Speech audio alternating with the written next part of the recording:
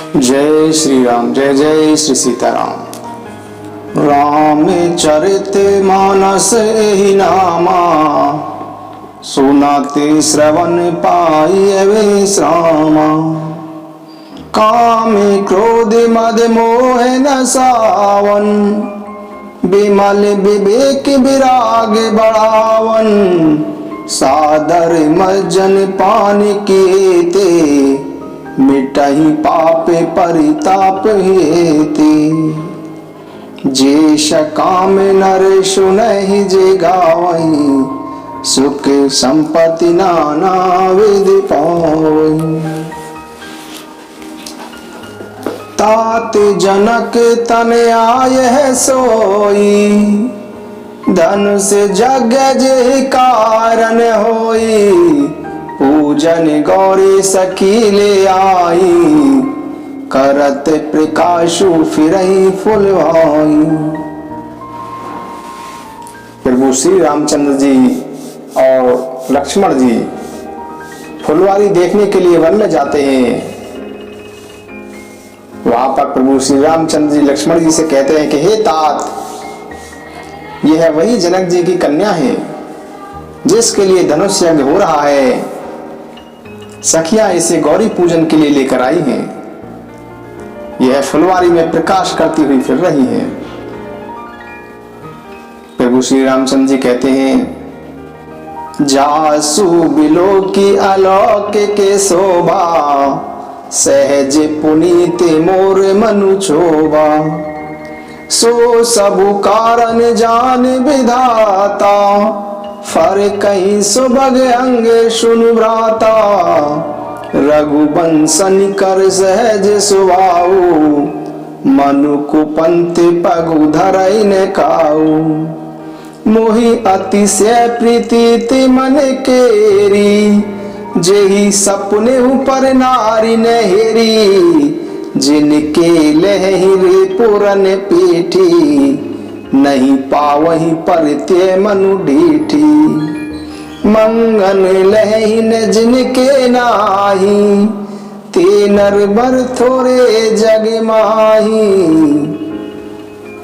प्रभु श्री रामचंद्र जी लक्ष्मण जी से कहते हैं कि हे तात, ये है वही जनक जी की कन्या है जिसके लिए धनुष यज्ञ हो रहा है। सखियां इसे गौरी पूजन के लिए लेकर आई हैं। यह फुलवारी में प्रकाश करती हुई फिर रही है। जिसकी अलौकिक सुंदरता देखकर मेरा मन क्षुब्ध हो गया है, वह सब कारण तो विधाता ही जाने। किंतु हे भाई, मेरे मंगलदायक दाहिने अंग फड़क रहे हैं। रघुवंशियों का यह जन्मजात स्वभाव है कि उनका मन कभी कुमार पर नहीं चलता। मुझे अपने मन पर विश्वास है कि जिसने स्वप्न में भी कभी पराई स्त्री पर दृष्टि नहीं डाली, जो लड़ाई के मैदान से भागते नहीं, पराई स्त्रियां जिनके मन और दृष्टि को आकर्षित नहीं कर पाती, और भिखारी जिनके यहां से खाली हाथ नहीं लौटते। हे भाई, ऐसे श्रेष्ठ व्यक्ति संसार में बहुत थोड़े ही हैं। करत बत कही अनुज सन, मन सिय रूप लुभान। मुख सरोज मकरंद छवि करई मधुप एव पान। इस प्रकार श्री राम जी छोटे भाई लक्ष्मण जी से बातें कर रहे हैं, पर उनका मन सीता जी के रूप के प्रति ही आकर्षित है तथा उनके मुख रूपी कमल का पान कर रहा है। चितवती चकित चौंदेसी सीता, कह गए नृपे किशोर मनु चिंता। जह बिलो की मृग शावक नेनी, जनु ते बरस कमल चित श्रेणी। लता ओट सब सखिन लखाए, श्यामल गौरे किशोर सुहाई। देखी रूप लोचन ललचाने, हर से जनु निज निधि पहचाने। थके नैन रघुपति छवि देखे, पलकिनु परिहर निमेषे। अधिक स्नेह देह में भोरी, शरद शशि जनु चितावे चकोरी, लोचन मगरा मही और आनी, दीने पलक कपाट सयानी। जब सिए सकिन प्रेम बस जानी, कहीं न सकहीं कछु मन सकुचानी। जब सिए सकिन प्रेम बस जानी, कहीं न सकहीं कछु मन सकुचानी। माता सीता जी चकित होकर चारों ओर देख रही हैं। माता सीता जी के मन में इस बात की चिंता है कि राजकुमार कहां चले गए। मृग के छोने की सी आंख वाली सीता जी जहां भी दृष्टि डालती हैं, वहीं मानो श्वेत कमलों की कतार से खिल जाती है। सखियों ने लता की ओट में श्याम और गौर कुमारों को दिखलाया। उनके रूप को देखकर माता सीता जी के नेत्र ऐसे प्रसन्न हुए मानो उन्होंने अपना खजाना पहचान लिया हो। श्री रघुनाथ जी की छवि देखकर सीता जी के नेत्र निश्चल हो गए, पलकों का गिरना भी रुक गया। इसलिए के कारण माता सीता जी का शरीर वेल हो गया, मानो शरद ऋतु के चंद्रमा की चकोरी बेशुद्ध होकर देख रही हो। नेत्रों के रास्ते श्री राम जी को हृदय में बसाकर और नेत्र मूंद कर माता सीता जी उनका ध्यान करने लगी। जब सखियों ने सीता जी को प्रेम वश हुआ जाना, तब वे मन में सच्चा गई और कुछ कह नहीं सकी। लता भवन ते प्रगट बे, तेहि अवसर दो भाई, निक से जनु जुग बिमल बिदु, जलद पटल बिलगाई। उसी समय दोनों भाई लता मंडप में से प्रकट हुए, मानो दो निर्मल चंद्रमा बादलों के पर्दे को हटाकर निकले हों। शोभा शिव सुभग दो भीरा, नीले पीत जल जाबे शरीरा। मोरे पंख सिर सोहत नीके, गुच्छ बीच बिच कुसुम कली के। बाले तिलक श्रम बिंदु सुहाए, श्रवण सुभग भूषण छवि छाई। बिकट भ्रकुटी कछ घूंघर वारे, नव सरोज लोचन रत्नारे। चारु चिबुक नासिका कपोला, हास विलास लेते मन मोला।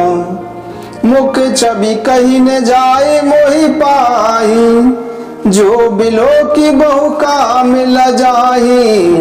उर्मनि माले कंबो कल गीवा, काम कलब कर भुज बल सीवा। सुमने समेत बाम कर दोना, सावर कोर सखी सुटी लोना। सुमने समेत बाम कर दोना, सावर कोरे सखी सुटी लोना। दोनों सुंदर बाई शोभा की सीमा है। उनके शरीर की आभा नीले और पीले कमल की जैसी है। सिर पर सुंदर मोर पंख सुशोभित हैं तथा उनके बीच बीच में फूलों की कलियों के गुच्छे लगे हैं। माथे पर तिलक और पसीने की बूंदें हैं। कानों में सुंदर आभूषणों की छवि है। टेढ़ी भौएं और घुंघराले बाल हैं। नए लाल कमल के समान लाल नेत्र हैं। ठोड़ी नाक और गाल अत्यंत सुंदर हैं तथा उनकी हंसी मन को मोहित कर देती है। मुख की छवि तो मुझसे कहीं नहीं जाती, जिसे देखकर बहुत से कामदेव भी ले जाते हैं। सिंह किसी पतली लचीली कमर वाले, पीतांबर धारण किए हुए, शोभा और सील के भंडार, सूर्य कुलभूषण श्री रामचंद्र जी को देखकर सखिया भी स्वयं को भूल गईं।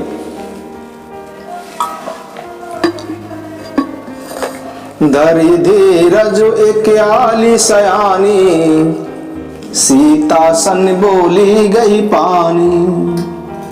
बहुरी गोरी कर ध्यान करे हो, भूप किशोर देखी किन ले हो।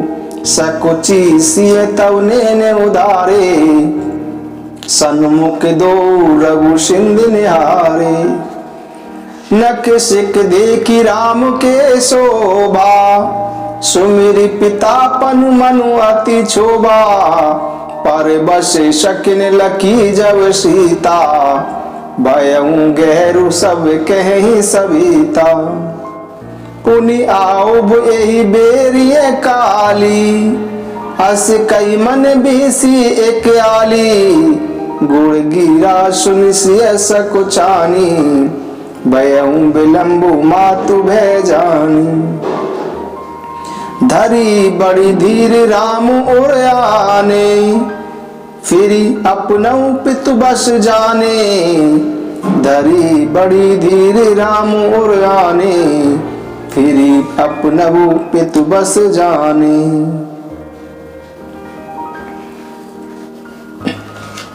माता सीता जी जब यह सोचती हैं कि बड़ी देर हो गई है, तब वह अपनी माता जी का भय लगा। तब धैर्य पूर्वक वे हृदय में श्री रामचंद्र जी को उनका ध्यान करते हुए अपने को पिता के अधीन जानकर लौट चली। मृग पक्षी और वृक्षों को देखने के बहाने सीता जी बार बार घूम घूम कर प्रभु श्री राम जी की छवि को देख देख कर उनका प्रेम बढ़ता ही जाता है। शिव जी के धनुष को कठोर जानकर वे मन में विलाप करते हुए हृदय में श्री राम जी की सामली मूर्ति को बसाकर चल दी। शिव जी के धनुष की कठोरता का स्मरण आने से माता सीता जी के मन में चिंता होती थी कि ये सुकुमार रघुनाथ जी उसे कैसे तोड़ेंगे। पिता के प्रण की स्मृति से उनके हृदय में क्षोभ था, इसीलिए मन में विलाप करने लगी। फिर प्रभु के बल का स्मरण आते ही वे प्रसन्न हो गई और उनकी श्यामली छवि को हृदय में धारण करके चल दी।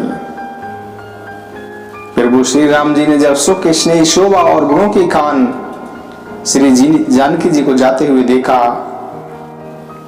तब उन्होंने भी प्रेम की कोमल स्याही से उनके सुंदर स्वरूप को अपने चित्ररूपी भित्ति पर अंकित कर लिया। माता सीता जी पुनः पार्वती जी के मंदिर में पहुंची और उनके चरणों की वंदना करके हाथ जोड़कर माता सीता जी बोली, जय जय जय गिरिवर राज किशोरी, जय महेश मुख चंद चकोरी। जय गज बदन शवानन माता, जगत जननी दामिनी दुति गाता। नहीं तब आदि मध्य अवसाना, अमित प्रभाव वेदु नहीं जाना। भवे भवे विभवे पराभव कारिणी, विश्व विमोहनी शबाश बिहारिणी। भवे भवे विभवे पराभव कारिणी, विश्व विमोहनी शबाश बिहारिणी। माता सीता जी हाथ जोड़कर प्रार्थना करती हैं कि हे पार्वती माता, आपकी जय हो। हे महादेव जी के मुख रूपी चंद्रमा की ओर टकटकी लगाकर देखने वाली चकोरी, आपकी जय हो। हे हाथी के मुख वाली गणेश जी और 6 मुख वाले कार्तिक जी की माता, हे जगत जननी, हे बिजली किसी जैसी कांतिमान शरीर वाली, आपकी जय हो। हे माता, आपका न आदि है, न मध्य है और न अंत ही है। आपके असीम प्रभाव को वेद भी नहीं जानते। आप संसार को उत्पन्न, संसार का पालन और संसार का नाश करने वाली हैं। विश्व को मोहित करने वाली तथा स्वतंत्र विचरण करने वाली हैं। पति को इष्ट देव मानने वाली श्रेष्ठ नारियों में ही माता, आपकी गणना सर्वप्रथम है। आपकी महिमा का बखान करते तो हजारों सरस्वती और शेष जी भी नहीं कर सकते। हे मुंह मांगा वर देने वाली, हे शिव प्रिया, आपकी सेवा करने से चारों फल सुलभ हो जाते हैं। हे देवी, आपके चरण कमलों की पूजा करने से देवता, मनुष्य और मुनि सभी सुखी हो जाते हैं। मेरे मनोरथ को आप भली प्रकार जानती हैं, क्योंकि आप सबके हृदय के भीतर की जानने वाली हैं। सबके हृदयों के रूपी नगरी में निवास करती है। इसलिए हे माता, मैंने उसको प्रकट नहीं किया है। ऐसा कहकर जानकी जी ने उनके चरण पकड़ लिए। माता पार्वती जी भी सीता जी के विनय और प्रेम के वश हो गईं।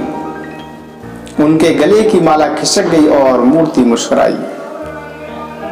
माता सीता जी ने आदर पूर्वक उस माला को प्रसाद रूप में ग्रहण किया और अपने सिर पर धारण कर लिया। पार्वती जी का हृदय भी हर्ष से भर गया और माता पार्वती जी बोली,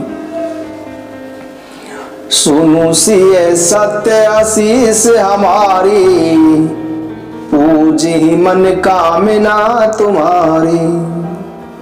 नारद बचन सदा सोचि जा साचा, सो बरु मिलहि जाहि मनुराचा। नारद बचन सदा सोचि साचा, सो बर मिलहि जाहि मनुराचा।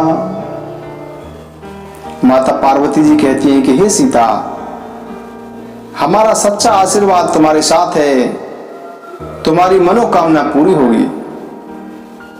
नारद जी का वचन सदा ही पवित्र और सत्य है। जिसमें तुम्हारा मन अनुरक्त हो गया है वही वर तुम्हें प्राप्त होगा। जिसमें तुम्हारा मन अनुरक्त हो गया है वही स्वभाव से सुंदर सांवला वर श्री रामचंद्र जी तुम्हें मिलेगा। वह दया का खजाना और सर्वज्ञ तुम्हारे शील और स्नेह को जानता है। इस प्रकार पार्वती जी का आशीर्वाद सुनकर जानकी जी समेत सब सखियां हृदय में प्रसन्न हुई। तुलसीदास जी कहते हैं कि तब बार बार पूजन करके सीता जी प्रसन्न मन से राजमहल को लौट चली। पार्वती जी को अपने अनुकूल जानकर सीता जी के हृदय में जो हर्ष हुआ उसे बताया नहीं जा सकता। सो मंगल रूप उनकी बाएं अंग फड़कने लगे। हृदय में सीता जी के सौंदर्य की सराहना करते हुए दोनों भाई भी गुरु जी के पास गए। श्री रामचंद्र जी ने विश्वामित्र जी से सब कुछ कह दिया, क्योंकि उनका स्वभाव अति सरल है, छल तो उन्हें छू भी नहीं सका। फूल पाकर मुनि ने पूजा की और फिर दोनों भाइयों को आशीर्वाद दिया कि तुम्हारे मनोरथ सफल हों। यह सुनकर श्री राम लक्ष्मण अत्यंत प्रसन्न हुए। मुनि विश्वामित्र जी भोजन करके प्राचीन कथाएं कहने लगे। इतने में दिन बीत गया और गुरु की आज्ञा पाकर दोनों भाई संध्या करने चले। उधर पूर्व दिशा में चंद्रमा उदय हुआ। प्रभु श्री रामचंद्र जी ने उसे सीता के मुख के समान समझकर सुख पाया। फिर मन में विचार किया कि यह चंद्रमा तो सीता जी के मुख के समान नहीं है। यह चंद्रमा खारे समुद्र से यह जन्मा है, फिर विश्व इसका भाई है। दिन में यह मलिन रहता है और काले दाग से युक्त है। बेचारा गरीब चंद्रमा सीता जी के मुख की बराबरी किस प्रकार कर सकता है। फिर यह चंद्रमा घटता बढ़ता भी है और वैरिणी स्त्रियों को दुख देने वाला है। राहु इसे ग्रस लेता है। चकवे को चपकी के वियोग से शोक देने वाला यह कमल का वैरी अर्थात मुझे मुरझा देने वाला है, अर्थात उसे कमल को मुरझा देने वाला है। हे चंद्रमा, तुझ में तो अनेक गुण हैं, अतः जानकी जी के मुख से तेरी उपमा देने में मुझे बड़ा अनुचित कर्म करने का दोष लगेगा। इस प्रकार चंद्रमा के बहाने सीता जी के मुख की छवि का वर्णन करके बड़ी रात हो गई जानकर वे गुरु जी के पास चले। करी मुनि चरण सरोज प्रणामा, आयुष पाई कीन विश्राम। विगति निशार गुनायक जागे, बंधु बिलो की कहने अस लागे। ओयऊं अरुण अवलोकहूं ताता, पंकज को के लोक सुख दाता। बोले लखन जोरी जुग पानी, प्रभु प्रभाव सूचक मृदुबानी। बोले लखन जोरे जुग पानी, प्रभु प्रभाव सूचक मृदुबानी। प्रभु श्री राम जी लक्ष्मण जी से कहते हैं कि हे तात, देखो कमल चक्रवाक और समस्त संसार को सुख देने वाला अरुणोदय हो गया है। तब लक्ष्मण जी दोनों हाथ जोड़कर कोमल वाणी से बोले, अरुणोदय होने से कुमुदनी सपचा गई है, तारागणों का प्रकाश भी फीका पड़ गया है, मानो आपको आया जानकर सब राजा बलहीन हो गए हों। नृप सब नकत करहीं उजियारी, टारी ने सकहीं चाप तंवारी, कमले को कि मधु करे खगनाना, हर से सकल निशा अवसाना, ऐसे ही प्रभु सब भगत तुम्हारे, हो यही टूटे धनुष सुखारे। उदय भानु बिनु श्रम तम नाशा, दूरे नकत जग तेज प्रकाशा, रवि निज उदय ब्याज रघुराया, प्रभु प्रतापु सब नृपन दिखाया। तब भुज बल महिमा उद्घाटी, प्रगति धनु बिगटने परिपाटी, बंधु बचन सुनि प्रभु मुस्कानी, होई सुचि सहज पुनित नहानी। नित्य क्रिया करी गुरु पही आए, चरण सरोज शोभगे शिरनाए, सतानंदु तव जनक बुलाए, कौशिक मुनि पही तुरत पठाए। जनक विनय तिन आई सुनाई, हर से बोली लिए दो भाई, जनक विनय तिन आई सुनाई, हर से बोली लिए दो भाई। महाराजा जनक जी ने सतानंद जी को बुलाते हैं और उन्हें शीघ्र ही मुनि विश्वामित्र जी के पास भेजते हैं। उन्होंने जाकर जनक जी की विनती सुनाई और विश्वामित्र जी ने प्रसन्न होकर दोनों भाइयों को बुलाया। सतानंद जी के चरण वंदना करके श्री रामचंद्र जी गुरु विश्वामित्र जी के पास जा बैठे। तब मुनि ने कहा कि हे तात, चलो जनक जी ने हमें बुलाया है। शिय स्वयंवर देखई जाई, ये सुकाई धो दे बड़ाई, लखन का जस भाजनु सोई, नाथ कृपा तब जा पर होई, लखन कहा जस भाजनु सोई, नाथ कृपा तब जा पर होई। हर से मुनि सब सुनि बरबानी, दीन आशीष सब ही सुख मानी, पुनि मुनि वृंद समेत कृपाला, देखन चले धनुष मकसाला। रंग भूमि आए दो भाई, अशिशुद सब पूर्वाशिनी पाई, चले सकल ग्रह काज बिसारी, बाल जुबाने जरट नर नारी। देखी जनक वीर बेबारी, सूची सेवक सब लिए हकारी, तुरत सकल लोगने पही जाऊं, आसन उचित देहु सब काऊं। मुनि विश्वामित्र जी कहते हैं कि चलिए, हमें जनक जी ने बुलाया है, अब हमें चलकर सीता जी के स्वयंवर को देखना चाहिए। देखें धनुष तोड़ने का श्रेय किसे प्राप्त होता है। इस पर लक्ष्मण जी बोले कि हे नाथ, जिस पर आपकी कृपा होगी वही बड़ाई का पात्र होगा। इस श्रेष्ठ वाणी को सुनकर सभी मुनि प्रसन्न हो गए और सभी ने प्रसन्न होकर उन्हें आशीर्वाद दिया। उसके बाद मुनियों के साथ परम कृपालु श्री रघुनाथ जी धनुष यज्ञशाला की ओर चल दिए। दोनों भाई रंगभूमि में आ गए हैं। ऐसा समाचार जब सब नगरवासियों को मिला, तब सब बड़ी सभी बालक जवान बूढ़े स्त्री पुरुष सभी घर और कामकाज को बुलाकर धनुष यज्ञशाला की ओर चल दिए। जनक जी ने देखा कि भीड़ बहुत हो गई है, तो उन्होंने अपने अनेक विश्वास पात्र सेवकों को बुलवा लिया और कहा कि तुम सभी लोगों को तुरंत ही यथा योग्य स्थान प्रदान करो। उन सेवकों ने तुरंत ही अत्यंत विनम्रता पूर्वक उत्तम, मध्यम, नीच और लघु अर्थात सभी श्रेणी के स्त्री पुरुषों को उनके यथा योग्य स्थान पर बिठाया। राजे कुंवर तेहि अवसर आए, मनहु मनोहरता तन छाई। गुण सागर नागर बर बीरा, सुंदर श्यामल गौरी शरीरा। राज समाज विराजत रूरे, उड़े गन मनहु जनहु जुग विद पूरे।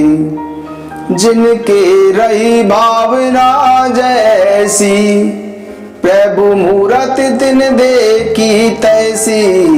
देखहि रूप महारण धीरा, मनहु वीर रसु धरे शरीरा।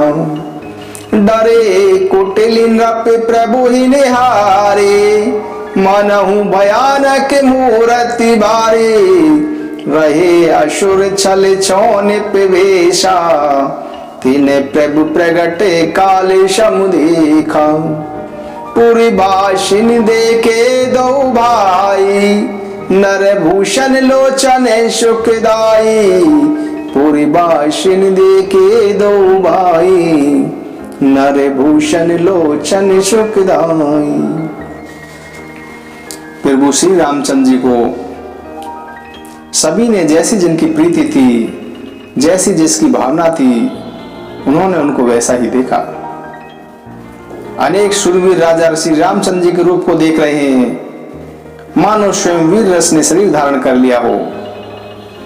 और कुटिल राजाओं ने प्रभु को देखकर डर गए, मानो कोई भयानक मूर्ति देख ली हो। छल पूर्वक जो राक्षस वहां राजाओं के वेश में बैठे थे, उन्होंने प्रभु को साक्षात काल के समान देखा। नगरवासियों ने दोनों भाइयों को मनुष्य के भूषण रूप में और नेत्रों को सुख देने वाला देखा। स्त्रियां हृदय में प्रसन्न होकर अपनी अपनी रुचि के अनुसार उन्हें देख रही हैं, मानो श्रृंगार राशि अनुपम मूर्ति धारण की शोभायमान हो रहा हो। विद्वानों को प्रभु विराट रूप में दिखाई दिए, जिसके अनेक मुंह, हाथ, पैर, नेत्र और सिर हैं। जनक जी के कुटुंबी जन प्रभु को इस प्रकार देख रहे हैं, जिस प्रकार सगे संबंधी प्रिय लगते हैं। महाराजा जनक जी सहित रानियां उन्हें अपने बच्चे के समान देख रही हैं, जिनकी प्रीति का वर्णन नहीं किया जा सकता।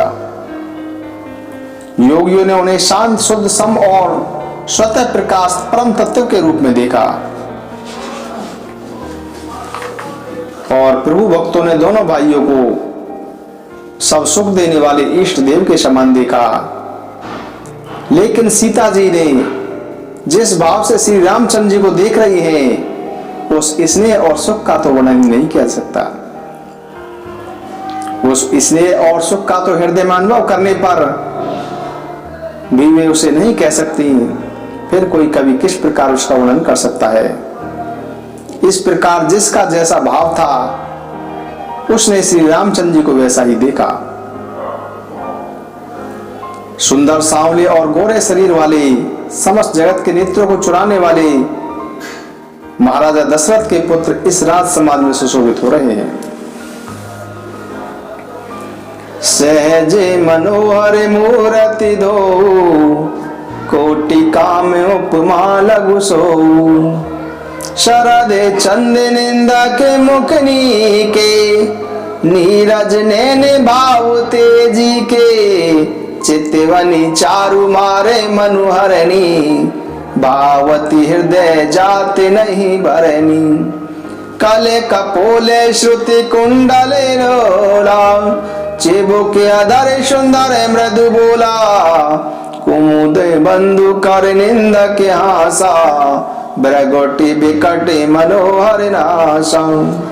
बाल विशाल तिलक झलकाही, कच बिलो की अलियावली लजाही। पीते चौतनी सिर न सुहाई, कुसुम कली बिच बीच बनाई।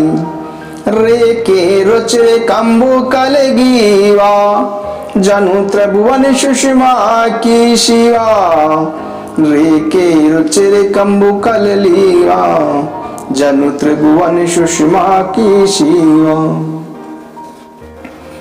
प्रभु श्री रामचंद्र जी की सुंदरता का वर्णन बहुत ही सुंदर ढंग से किया गया है।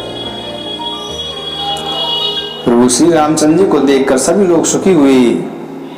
उनके नेत्र एक टक हैं और पुतलियां भी नहीं चलती। जनक जी दोनों भाइयों को देखकर प्रसन्न हुए और उन्होंने जाकर मुनि के चरण पकड़ लिए और विनती करके उन्होंने अपनी कथा सुनाई और मुनि को यज्ञशाला दिखाई। मुनि के साथ दोनों राजकुमार जहां जहां भी जाते हैं वहीं वहीं सब आश्चर्यचकित होकर उनको देखने लगते हैं। सबने श्री राम जी को अपनी ओर ही मुख करते हुए देखा, परंतु इसका रहस्य कोई नहीं जान सका। तब मुनि ने राजा जनक जी से कहा कि रंगभूमि की रचना बड़ी सुंदर है। इसे सुनकर राजा जनक जी प्रसन्न हुए और उनको बड़ा सुख मिला। प्रभु को देखकर सब राजा अपने अपने हृदय में इस प्रकार निराश और उत्साहीन हो गए जैसे पूर्ण चंद्रमा के उदय होने पर तारे प्रकाशहीन हो जाते हैं। सबके मन में यह विश्वास दृढ़ हो गया कि रामचंद्र जी ही इस धनुष को तोड़ेंगे, इसमें कोई भी शंका नहीं है। बिनु भंजेउ भव धनुष विशाला मेले सिए राम और माला। बिनु भंजेउ भव धनुष विशाला मेले ही सिए राम और माला। अस बिचारी गवनऊ घर भाई जसु प्रताप बलु तेज गवाई। बिह से अपर भूपेशु निबानी जे अभिवेक अंधे अभिमानी। तोरे हूँ धनुष ब्याहू अवगा बिनु तोरे को कुंवरी ब्याह। एक बार कालऊ किन हो सियहित समर जितब हम सो। यह सुनी और मही पे मुस्काने धर्मशीले हरि भगत सयानी। यह सुनी और मही पे मुस्काने धर्मशीले हरि भगत सयानी। सभी राजाओं के मन में यह निश्चय हो गया कि शिव जी के विशाल धनुष को तो बिना तोड़े भी सीता जी श्री रामचंद्र जी के गले में जयमाला डालेंगी। ऐसा सोचकर वे कहने लगे कि हे भाई, यश प्रताप और बल और तेज को गवाकर अपने अपने घर चलो। दूसरे राजा जो कि अविवेक से अंधे हो रहे थे तथा जो अभिमानी थे वह यह बात सुनकर बहुत हंसे। उन्होंने कहा कि धनुष तोड़ने पर भी विवाह होना कठिन है, फिर बिना तोड़े राजकुमारी से कौन विवाह कर सकता है। काल ही क्यों ना हो, एक बार तो सीता जी के लिए हम उसे भी युद्ध में जीत लेंगे। अभिमान पूर्ण यह बात सुनकर दूसरे धर्मात्मा हरिभक्त और बुद्धिमान मुस्कुराए। उन्होंने कहा कि राजाओं के गर्व को तोड़कर श्री रामचंद्र ही सीता जी को ब्याहेंगे और फिर महाराजा दशरथ के रणबांकरे पुत्रों को युद्ध में भला कौन जीत सकता है। व्यर्थ ही गाल मत बजाओ, कल्पना के लड्डुओं से कहीं भूख नहीं मिटती है। हमारी निष्कपट सीख को सुनकर सीता जी को मन में साक्षात जगत जननी समझो। उन्हें पत्नी रूप में पाने की आशा और लालसा छोड़ दो और श्री रघुनाथ जी को परमेश्वर समझकर नेत्र भरकर उनकी छवि को देख लो। सुंदर सुख देने वाले तथा सभी गुणों की राशि ये दोनों भाई शिव जी के हृदय में बसने वाले हैं। समीप आए हुए अमृत के समुद्र को छोड़कर तुम जानकी जी को पत्नी रूप में पानी की दुराशा देखकर क्यों मरते हो। फिर जिसकी जो इच्छा हो, जिसको जो अच्छा लगे वही करो। हमने तो आज अपने जीवन और जन्म का सफल कर लिया है।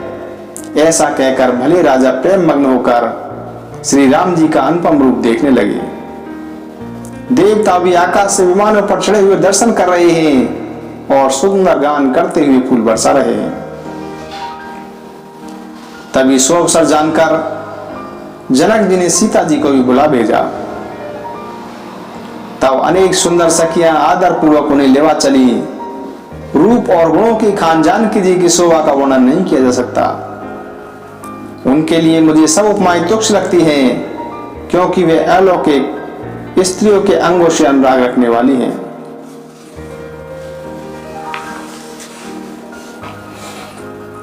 देवताओं ने प्रसन्न होकर नगाड़े बजाए और पुष्पों की वर्षा गीत गाने लगी। सीता जी के कर कमलों में जयमाला सुशोभित है।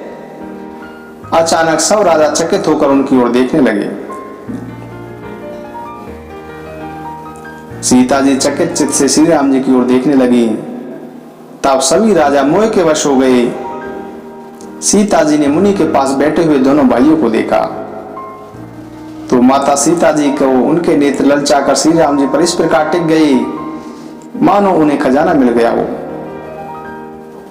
परंतु गुरुजनों तथा समाज को देखकर सीता जी सच्चा गई और वे अपने हृदय में श्री रामचंद्र जी को बचाकर सखियों की ओर देखने लगी।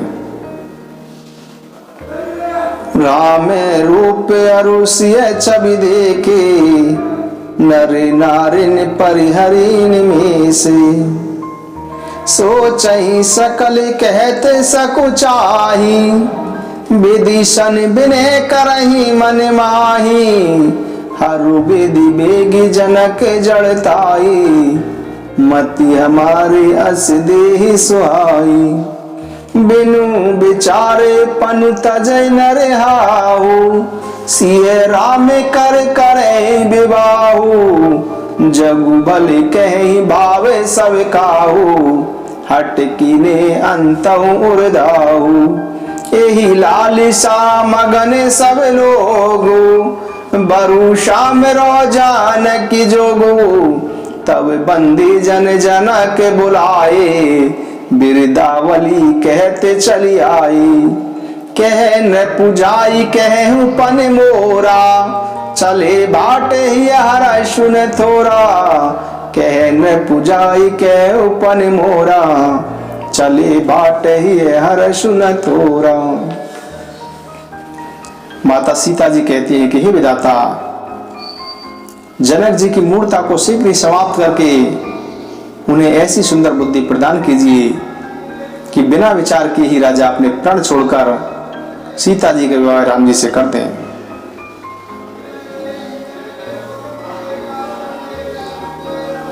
तब संसार में उन्हें भला कहेगा, क्योंकि यह बात हर किसी को अच्छी लगती है। हट करने पर अंत में हृदय जलेगा। सब लोग इसी लालसा में मग्न हो रहे हैं कि जानकी जी के योग्य वर तो यह सांवला ही है। तब राजा जनक जी ने बंदी जनों को बुलाया। वे वंश की कीर्ति गाते हुए चले आए। राजा जनक जी ने कहा कि जाकर मेरा प्रण सबसे कहो। भाट चले और उनके हृदय में बड़ा आनंद हुआ। भाटों ने कहा कि हे पृथ्वी का पालन करने वाले राजागण, सुनिए, हम अपनी भुजा उठाकर महाराजा जनक जी का विशाल महान प्रण कहते हैं। राजाओं की भुजाओं का बल चंद्रमा है, शिव जी का यह धनुष राहु है, जो भारी और कठोर है, यह सबको विदित है।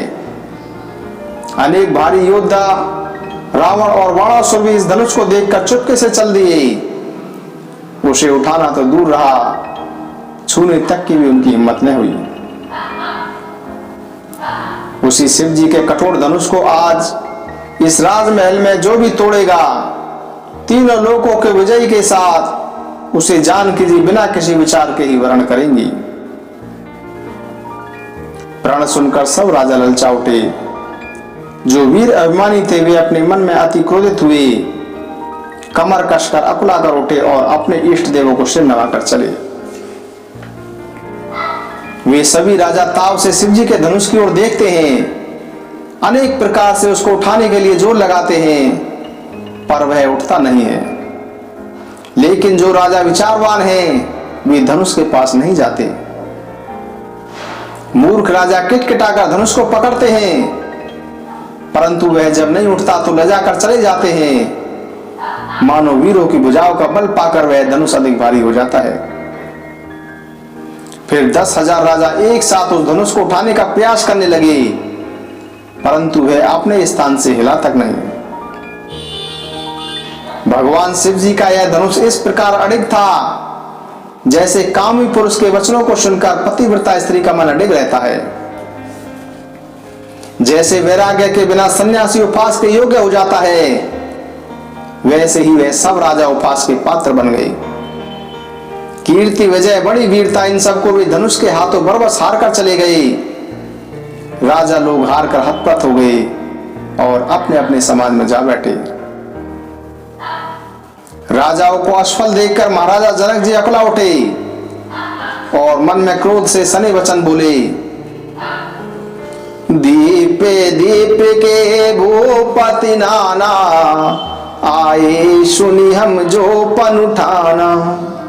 देव धनुज धरि मनोज शरीरा, विपुल वीर आए रणधीरा। देव धनुज धरि मनोज शरीरा, विपुल वीर आए रणधीरा। राजा जनक जी क्रोध से कहते हैं कि मैंने जो प्रण ठाना था उसे सुनकर दीप दीप से अनेक राजा आए। देवता और दैत्य भी मनुष्य का शरीर धारण करके आए हुए हैं। अन्य अनेक रणवीर वीर भी आए हुए हैं, परंतु धनुष को तोड़कर मनोहर कन्या विजय और कीर्ति को पाने वाला मानो ब्रह्मा ने रचा ही नहीं है। यह लाभ किसी अच्छा नहीं लगता, परंतु किसी ने भी शंकर जी का धनुष नहीं चढ़ाया। चढ़ाना और तोड़ना तो दूर रहा, कोई इस धनुष को तिल भर हिला भी नहीं सका। अब कोई वीर अभिमानी क्रोधित न हो। मैंने जान लिया है कि पृथ्वी वीरों से रिक्त हो गई है। आओ आप लोग आशा छोड़कर अपने अपने घर जाइए। ब्रह्मा ने सीता का विवाह लिखा ही नहीं है। यदि मैं प्रण छोड़ता हूं तो मेरा पुण्य नष्ट होता है, इसलिए क्या करूं, कन्या कुमारी ही रही। यदि मैं जानता कि पृथ्वी वीरों से शून्य हो गई है तो प्रण करके मैं उपास का पात्र नहीं बनता। राजा जनक जी के ऐसे वचन सुनकर सभी स्त्री पुरुष जानकी जी को देखकर दुखी हुए, परंतु लक्ष्मण जी तमतमा उठे। उनकी भौहें टेढ़ी हो गई और होठ फड़कने लगे, नेत्र क्रोध से लाल हो गए। श्री रामचंद्र जी के डर से कुछ कह नहीं सके, पर जनक से वचन उन्हें बाण जैसे लगे। राजा जनक जी के वचन लक्ष्मण जी को बाण जैसे लगे। जब वे न सह सके न रह सके तो श्री रामचंद्र जी के चरण कमलों में सिर नवाकर लक्ष्मण जी बोले, रघुवंशन महु जय कोई होई, तेहि समाज अस कहि न कोई। कई जनक जसि अनुचित बानी, विद्यमान रघुकुल मनि जानी। सुनहु भानुकुल पंकज भानु, कहूँ स्वभाव ने कछु अभिमानु। जो तुम्हारी अनुशासन पावो, कंदुक इव ब्रह्मांड उठावो। काचे घट जिमि डारो फोरी, संकऊ मेरु मुलुक जिमि तोरी। तब प्रताप महिमा भगवाना, को बापुरो पिना के पुराना। नाते जानियस आयस हो, कौतुक करो बिलो के सो। कमल नाल जिमि चाप चढ़ावो, जो जन सत्य प्रमाण ले धावो। कमल नाल जिमि चाप चढ़ावो, जो जन सत्य प्रमाण ले धावो। लक्ष्मण जी क्रोधित होकर कहते हैं कि रघुवंशियों में कोई भी जहां होता है ऐसा वचन नहीं कहता जैसे अनुचित वचन हे जनक जी आपने कहे हैं।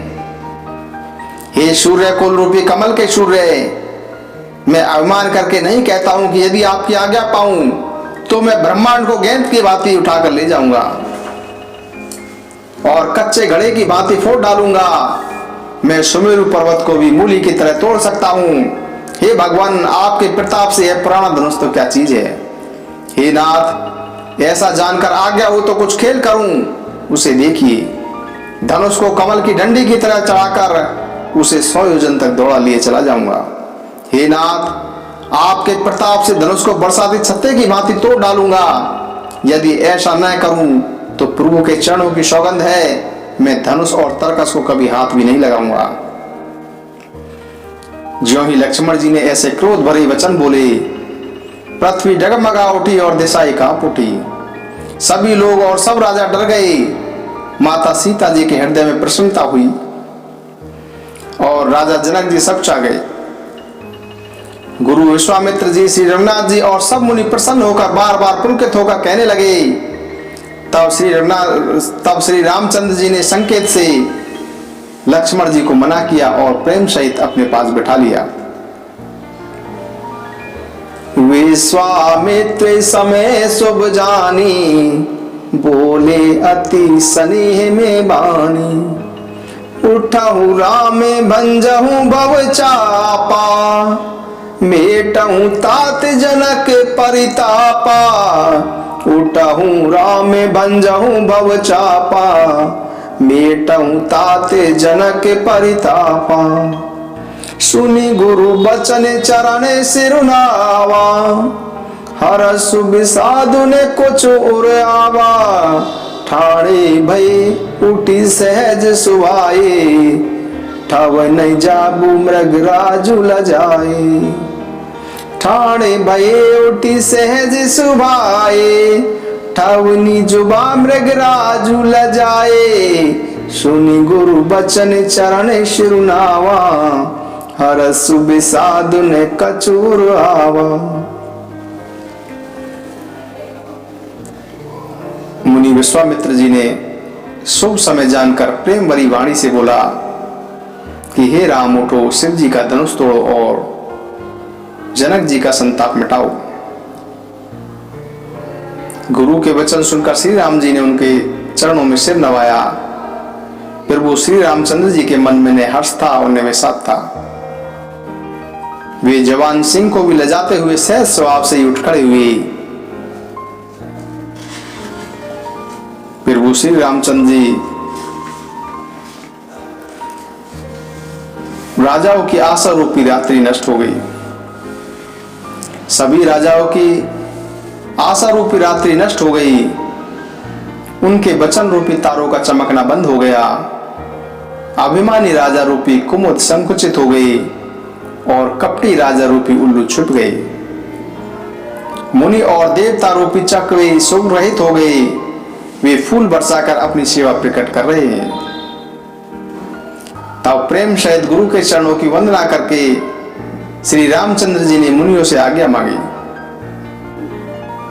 समस्त संसार के स्वामी श्री राम जी मत वाले श्रेष्ठ हाथी जैसी सहज साल से चले। श्री रामचंद्र जी के चलते ही नगर के स्त्री पुरुष सुखी हो गए और उनके शरीर रोमांच से भर उठे। फिर वो श्री रामचंद्र जी ने पितरों और देवताओं की वंदना करके अपने पुण्यों का स्मरण किया कि यदि हमारे पुण्यों का कुछ भी प्रभाव हो तो श्री रामचंद्र जी शिव जी के धनुष को कमल की डंडी की भांति तोड़ डालें। श्री रामचंद्र जी को प्रेम के साथ देखकर और सखियों को समीप बुलाकर सीता जी की माता स्नेहवश बिलख कर ये वचन बोली। सीता जी की माता क्या कहती हैं? सखी सब कौतुक देख निहारे, जेहू कहावत है तू हमारे। को ने बुझाई कहीं गुरु पाई, ए बालक असी हटे भले नाही। रावण बाण छुआ नहीं चापा, हारे सकल भूपे करी दापा। सो धनुराज कुंवर कर देही, बाली मराले की मंदर लेही। भूपे सयान पे सकल शिरानी, सकी विधि गति कछु जाति न जानी। बोली चतुर सकी मृदुबानी, तेज बंत लघु गनईन रानी। कह कुभंज कह सिंधु अपारा, सो सिहु सुजसु सकल संसारा। रवि मंडल देखा ते लघु लागा, उदयता सुति भुवन तम भागा। रवि मंडल देखत लघु लागा, उदयता सुति वन तम भागा। सीता जी की माता कहती हैं कि हे सखी, ये जो हमारे हितैषी कहलाते हैं, ये सब तमाशा देखने वाले हैं। कोई भी गुरु विश्वामित्र जी को क्यों नहीं समझाकर कहता कि ये राम जी बालक हैं, इनके लिए इस प्रकार की हट करना अच्छा नहीं है। रावण और बाणासुर भी जिस धनुष को छू तक नहीं सके तथा से सभी राजा हार कर चले गए, वही धनुष इस राजकुमार के हाथ में दे रहे हैं। हंस के बच्चे भी कहीं मंदराचल पहाड़ उठा सकते हैं। राजा की सारी बुद्धिमानी समाप्त हो गई है।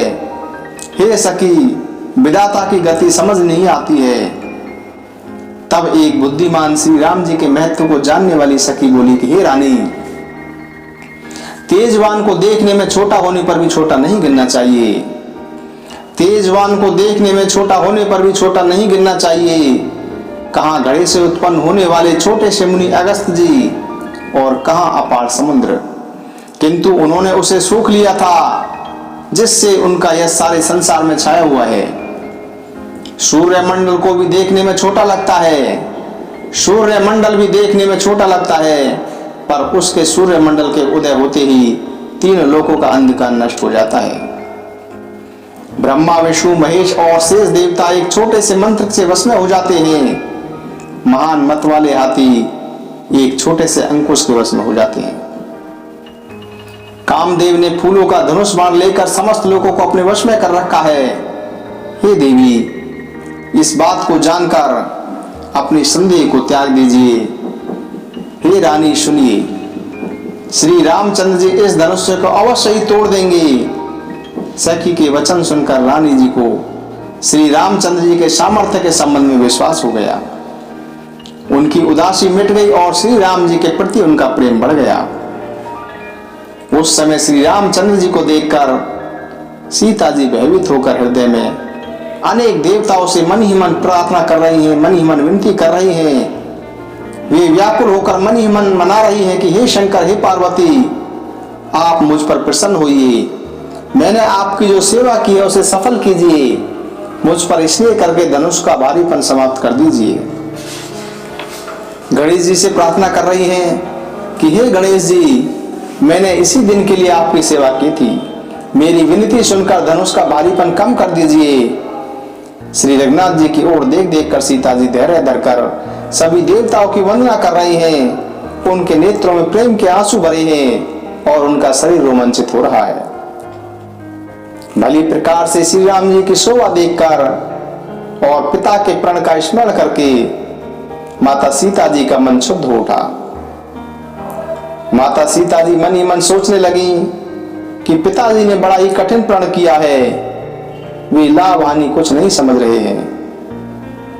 मंत्रीगण भी डर रहे हैं, इसलिए कोई उनको समझाता नहीं है। बुद्धिमानों की सभा में यह कितना अनुचित कार्य हो रहा है।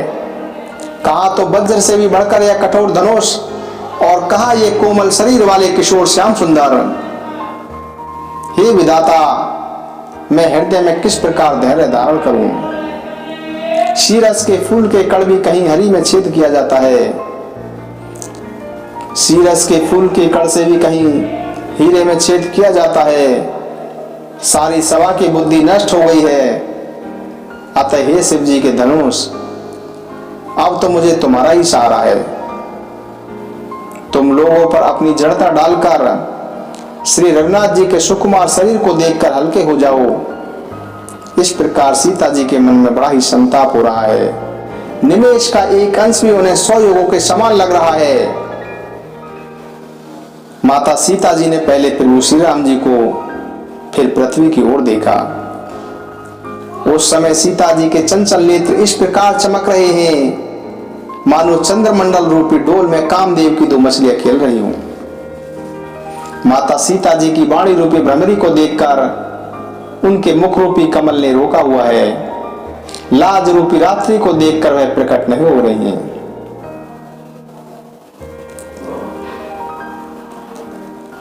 अपनी बढ़ती हुई व्याकुलता को जानकर माता सीता जी सपचा गई और धैर्य पूर्वक हृदय में विश्वस्त हो गई कि यदि तन मन और वचन से मेरा प्रण सच्चा है तथा श्री रघुनाथ जी के चरण कमलों में मेरा चित्त वास्तव में अनुरक्त है, तो सबके हृदय में निवास करने वाले भगवान मुझे श्री रामचंद्र जी की दासी अवश्य बनाएंगे। जिसका जिस पर सच्चा स्नेह होता है वह उसे मिलता ही है, इसमें कुछ भी संदेह नहीं है। जेहि के जेहि पर सत्य स्नेह सोते ही मिलई न कछु संदेह। प्रभु तन चितई प्रेम तन ठाना, कृपा निधान राम सब जाना। सियहि बिलोकित के उधन कैसे, चितवे गरुरऊ लघु ब्यालहि जैसे। सबके हृदय में निवास करने वाले भगवान मुझे श्री रामचंद्र जी की दासी अवश्य बनाएंगे। प्रभु की ओर देखकर सीता जी ने यह निश्चय कर लिया कि यह शरीर इन्हीं का होकर रहेगा, यह शरीर रहेगा ही नहीं। कृपा निधान श्री रामचंद्र जी सब जान गए। उन्होंने सीता जी की ओर देखकर धनुष को ताका, जैसे छोटे से सांप की ओर गरुड़ जी देखते हैं। इधर जब लक्ष्मण जी ने देखा कि श्री रामचंद्र जी ने धनुष की ओर देखा है, तो वे पुलकित होकर तथा ब्रह्मांड को चरणों से दबाकर बोले कि हे दिग्गजों, हे कच्छप, हे शेष, हे वाराय, धैर्य पूर्वक पृथ्वी को थामे रखो, जिससे यह हिल ना सके, क्योंकि श्री रामचंद्र जी शिव जी के धनुष को तोड़ना चाहते हैं। अतः मेरी आज्ञा सुनकर सब सावधान हो जाओ। श्री रामचंद्र जी धनुष के समीप गए, तब सभी स्त्री पुरुषों ने देवताओं और अपने अपने पुण्यों को मनाया। सबका संशय और अज्ञान तथा बुद्धिमान राजाओं का अभिमान, परशुराम जी के गर्भ की गुरुता, देवता और मुनियों की कातरता, सीता जी का शोक, जनक जी का पश्चाताप और रानियों के दारुण दुख का दावानल, ये सब शिव जी के धनुष रूपी जहाज को पाकर तथा एकत्र होकर उस पर जा चढ़े। ये श्री रामचंद्र जी की भुजाओं के बल रूपी अपार समुद्र के पार जाना चाहते हैं, परंतु कोई केवट नहीं है। तब श्री रामचंद्र जी ने सब लोगों की ओर देखा और उन्हें स्तब्ध देखकर फिर उन्होंने पुनः सीता जी की ओर देखा और उन्हें विशेष व्याकुल पाया। माता जानकी जी को इतना विकल देखा कि उनका एक एक क्षण कल्प के समान बीत रहा था। यदि प्यासा व्यक्ति पानी के बिना शरीर छोड़ दे तो उसके मर जाने पर अमृत का तालाब भी क्या करेगा। सारी खेती के सूख जाने पर वर्षा किस काम की, समय बीत जाने पर पछताने से क्या लाभ। मन में ऐसा समझकर श्री राम जी ने जानकी की ओर देखा और उनका विशेष प्रेम देखकर वे पुलकित हो गए। गुरु ही प्रणाम मनहि मन कीना, अति लागवे उठाई धनु लीना। दम के दामिनी जिमि जवले ओनि नभ धनु मंडले समभयाओ। गुरहि प्रणाम मनहि मन कीना, अति लागव उठाई धनु लीना। प्रभु श्री रामचंद्र जी ने मन ही मन गुरु जी को प्रणाम किया और अत्यंत फुर्ती से धनुष को उठा लिया। जब उन्होंने उसे हाथ में उठाया तब वह धनुष बिजली की भांति चमका और फिर आकाश में मंडलाकार हो गया। लेते चढ़ाते और जोर से खींचते समय किसी ने भी नहीं देखा। सबने श्री रामचंद्र जी को धनुष खींचकर खड़े हुए देखा। उसी क्षण श्री रामचंद्र जी ने धनुष को बीच में से तोड़ दिया।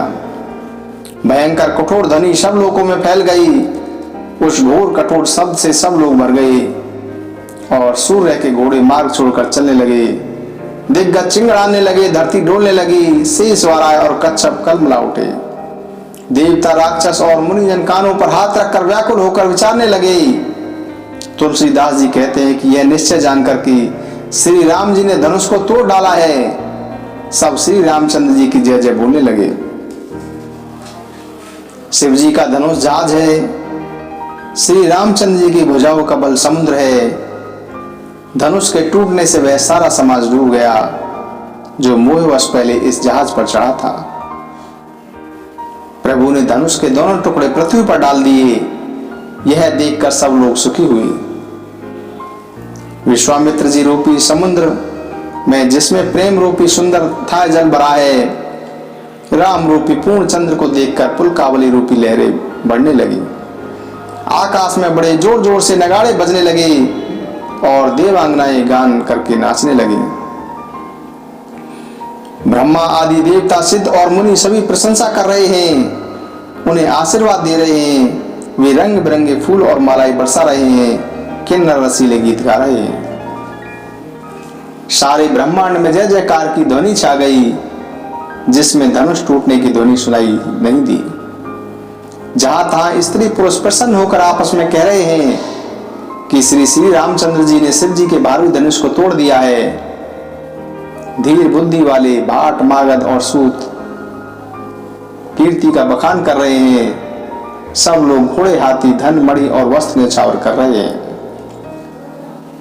इस प्रकार प्रभु श्री रामचंद्र जी ने भगवान शिव जी के धनुष को तोड़कर सभी को दुख से निश्चिंत कर दिया।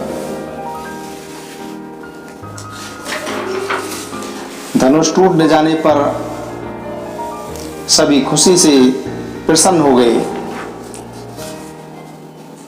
और सभी प्रभु श्री रामचंद्र जी की जय जयकार करने लगे। श्री राम जय जय राम, श्री राम जय जय राम, श्री राम जय जय राम, श्री राम जय जय राम।